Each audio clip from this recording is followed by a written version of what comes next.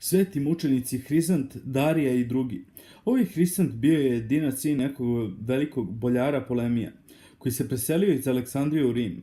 Kao sin bogatih roditelja, Hrisant izuči sve svetske škole, imajući najučenije ljude za učitelje.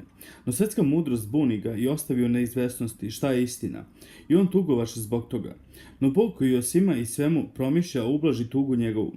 Do ruku mladoga Hrisanta dođe napisano Evanđelje i dela apostolska.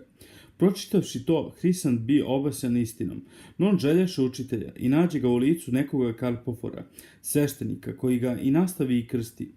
No to se ne dopadne ocu njegovom, koji sve pokuša da bi ga odvratio od vere Hristove.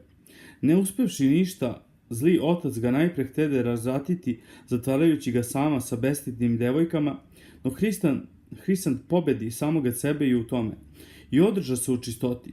Tada ga otac primora da se oženi neznabožačkom devojkom Darijom, no Hrisant savjetova Dariju da i ona primi veru Hristovu i da žive kao brat i sestra, premda prividno u braku. Kada mu umre otac, Hrisant poče slobodno ispovedati Hrista i živjeti po hrišćanski. I on i sav dom njegov. U vreme cara Numerijana biše i on i Darija strašno mučeni zbog vere. No i sam mučitelj Klavdije, vidjeći strpljenje ovih česnih mučenika i čudesa koje se projaviše pri njihovom mučenju, primi veru Hristovu sa celim domom svojim. Zato i Klavdije bio utopljen u vodu.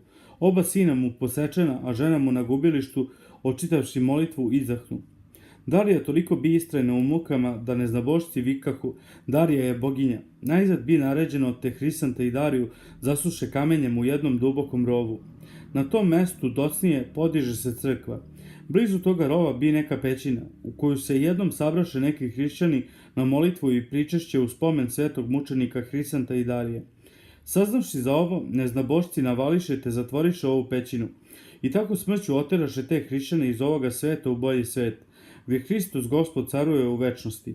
Ovi slavni mučenici Hrisant i Darija i ostali s njima, među kojima Diodor, sveštenik i Marijan, đakon, postradaše za Hrista u Rimu 283. i 284. godine.